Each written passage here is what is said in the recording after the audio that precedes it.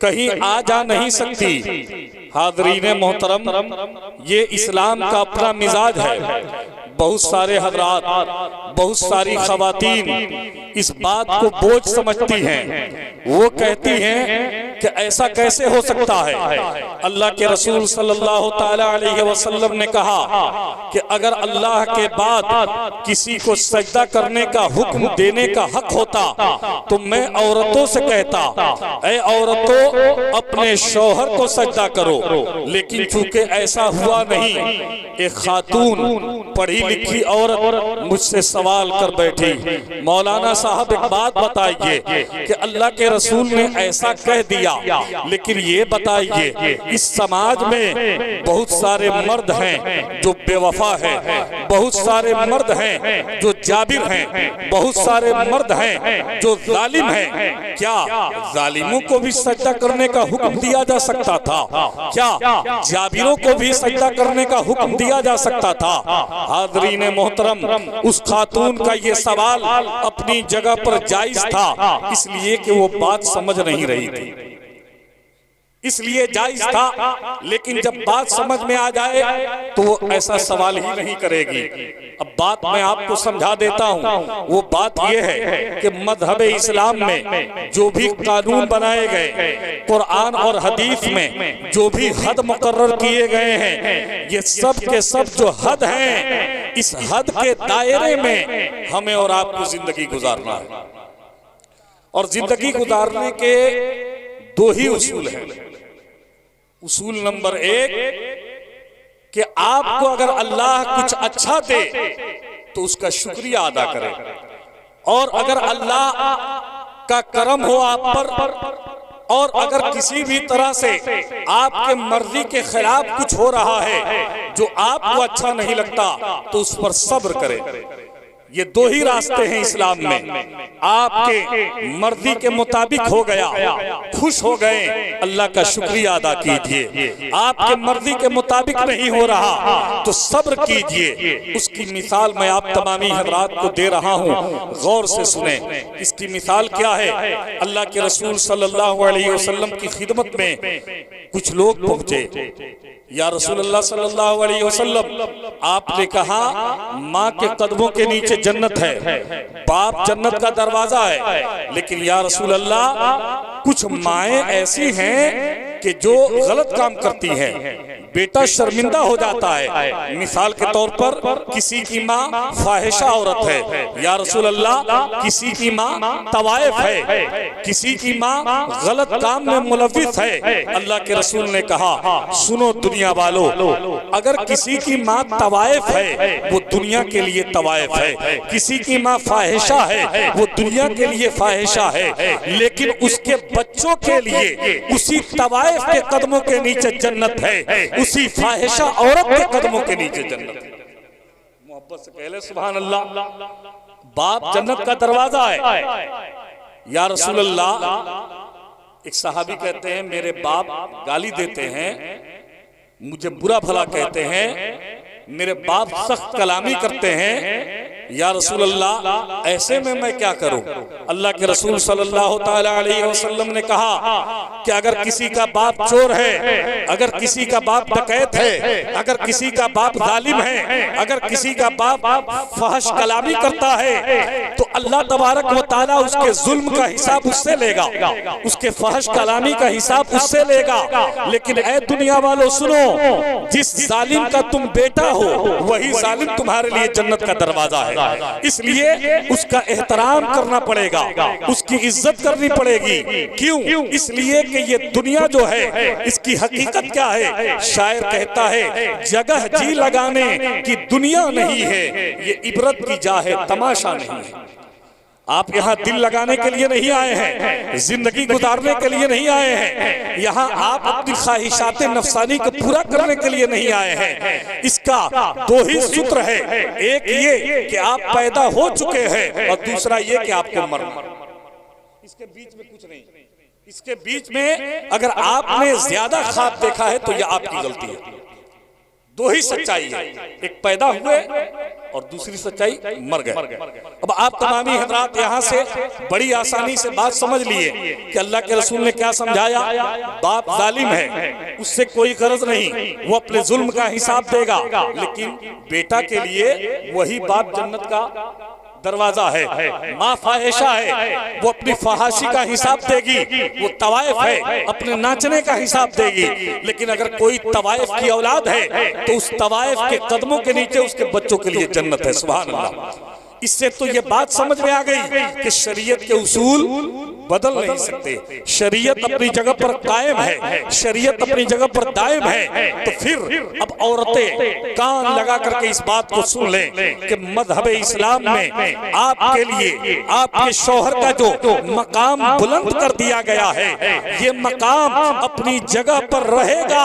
अगर आपका शराबी, आपकी बदनसीबी, आपका शौहर आपकी बदनसीबी से शराबी है, आप पर जुल्म करता है, तो इसका मतलब ये नहीं कि आप भी बदले में जुल्म करें, बल्कि अल्लाह उससे उसके जुल्म का हिसाब लेगा। आप पर लाजिम है कि या तो आप सब्र कर ले या आप उससे अपना रिश्ता खत्म कर।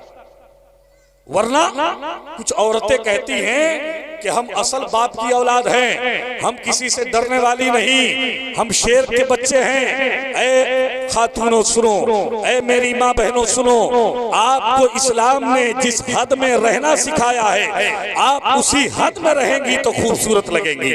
आप उसी हद में रहेंगी तो अल्लाह तबारक व तआला आपको इज्जत देगा।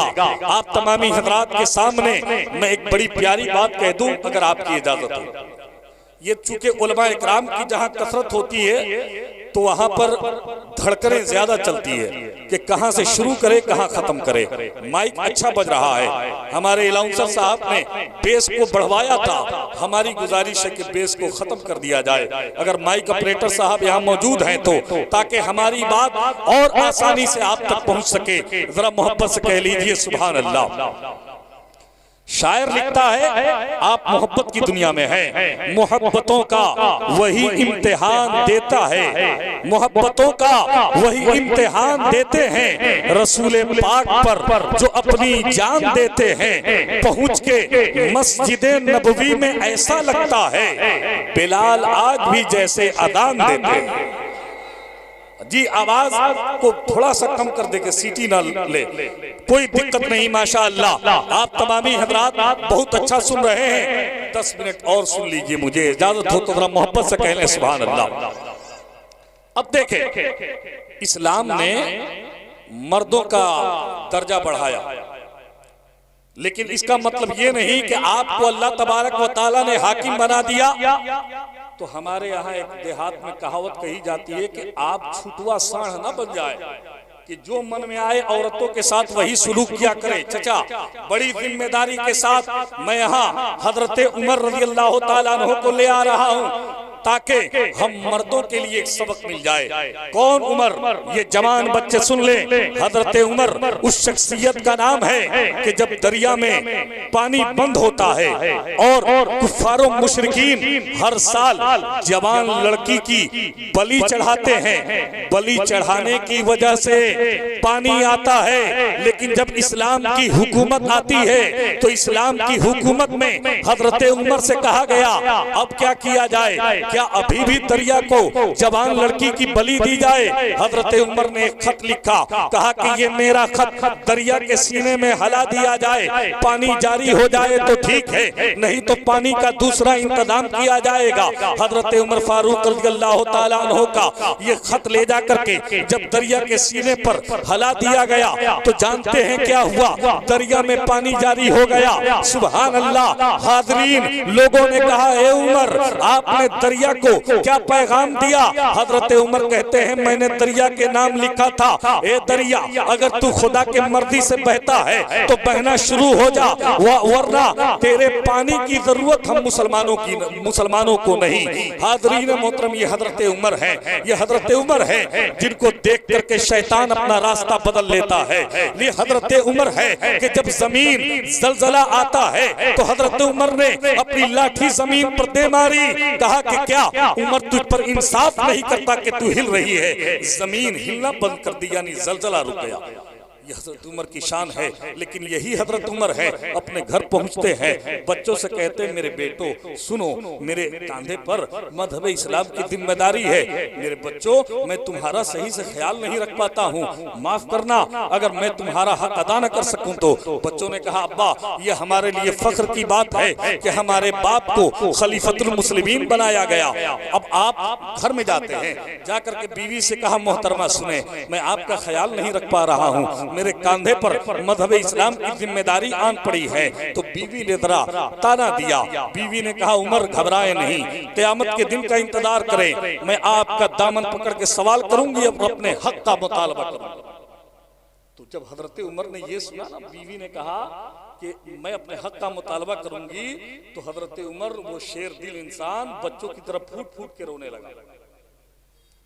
ये औरतों पर जुल्म करने वाले मर्द सुन ले, इसलिए कि आपके अंदर हमारे अंदर चाहे जितनी भी मर्दानगी होगी हजरत उमर से ज्यादा नहीं है।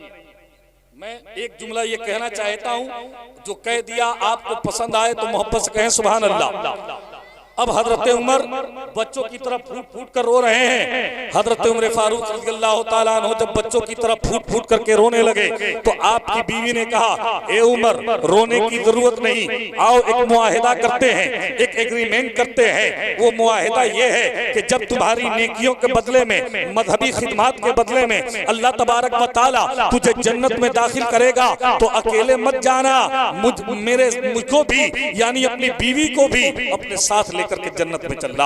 हाज़रीन मोहतरम, हजरत उमर ने कहा कि ठीक है। हाज़रीन, इस बात को सुनने के बाद हजरत उमर फारूक रज़ियल्लाहु ताला अन्हु ने जब कहा कि ठीक है, उन्होंने कहा तब कोई सवाल हम खड़ा नहीं करेंगे परवरदिगार आलम के सामने कल क़यामत के दिन। हाज़रीन, इस वाक़े से हमें और आपको एक पैगाम मिलता है। वो पैगाम क्या है कि आप चाहे जितने भी भीड़ भाड़ में रहते हैं, आप चाहे जितने भी बड़ी कंपनी में काम करते हैं, आपके कंधे पर चाहे जितनी भी बड़ी जिम्मेदारी है, लेकिन अगर आप शादीशुदा हैं तो अपनी बीवी का ख्याल रखना भी आपकी जिम्मेदारी है, बच्चों का ख्याल रखना भी आपकी जिम्मेदारी है। अगर बच्चों का ख्याल नहीं रख पाते, बीवी का ख्याल नहीं रख पाते, तो याद रखें हमारा और आपका दामन कल क़यामत के दिन पकड़ा जाएगा।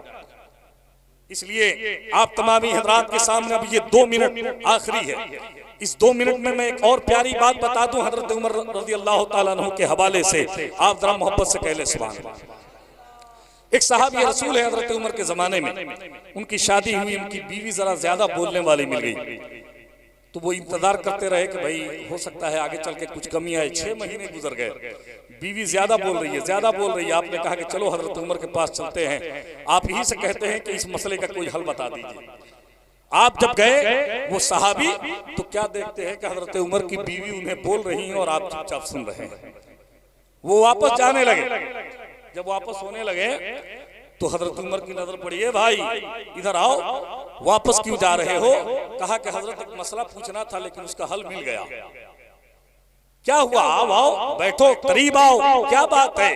कहा कि हुजूर मसला ये था कि मेरी बीवी ज्यादा बोलती है, वही पूछने आया था कि कोई इंतजाम कर दीजिए, इसका हल कोई बताइए। देखा आपकी बीवी डांट रही है। कहा मेरे भाई बैठो, बैठो, मैं तुझे समझाता हूँ। जब काजी साहब ने निकाह पढ़ाया था तो क्या ये एग्रीमेंट हुआ था कि तेरी बीवी तेरा खाना बनाएगी? क्या ये एग्रीमेंट हुआ था कि वो तेरा कपड़ा धोएगी? क्या ये एग्रीमेंट हुआ था कि वो तेरे बच्चों की परवरिश करेगी? कहा कि नहीं। कहा कि जब तेरी बीवी नौकरानी नहीं फिर भी घर का काम करती है, बावर्चन नहीं फिर भी खाना बनाती है, तेरे कपड़ों को धो कर देती है, तेरे बच्चों का ख्याल रखती है, तो एक बात बता मेरे भाई कि जो बीवी तेरी मोहब्बत में घर की नौकरानी बनी फिरती है, बावर्चन बनी फिरती है, क्या तू उसकी एक बात को बर्दाश्त नहीं कर सकता? कहा कि हुजूर जब आप बर्दाश्त कर रहे हैं तो हम भी बर्दाश्त करेंगे। हजरत उमर ने कहा बर्दाश्त करना ही पड़ेगा, इसलिए कि अगर हर बात पर तू मैं करते रहोगे तो जिंदगी में कभी भी सुकून नहीं आ सकता है। इसलिए हाजरीन मेरा वक्त खत्म हुआ, यहाँ से मैं आपको ये पैगाम देना चाहता हूँ कि मियाँ बीवी का जो रिश्ता है ये बिल्कुल एक गाड़ी के 2 चक्के हैं, अगर एक पंक्चर हो जाए तो दूसरा किसी काम का नहीं रहता। यानी कि आपकी नस्ल अच्छी हो इसका दारो मदार ये है, इस पर है कि आप मियाँ बीवी अच्छा से रहे, आपके बच्चे अच्छे हो, इसका दारो मदार इस पर है कि आप मिल्लत और मोहब्बत के साथ रहें। इंशाअल्लाह जब हम एक दूसरे का यानी मियाँ बीवी का हक अदा करते रहेंगे तो इस्लामी पैगाम दूर तक जाता रहेगा और हमारी नस्लों में और हमारी जिंदगी में सुकून ही सुकून रहेगा। अल्लाह तबारक व तआला से दुआ है कि मौला तबारक व तआला हमें और आपको कहने सुनने से ज्यादा अमल की तौफीक अता फरमाए। इस शेर के साथ मैं अपनी गुफ्तगू खत्म कर रहा हूँ कि वो मुश्किलों को भी मुश्किल में डाल देता है, वो डूबता हुआ सूरज निकाल देता है। ये मेरी माँ ने बताया है मुझको बचपन में, नबी का जिक्र मुसीबत को टाल देता है। वाखिर दावाना।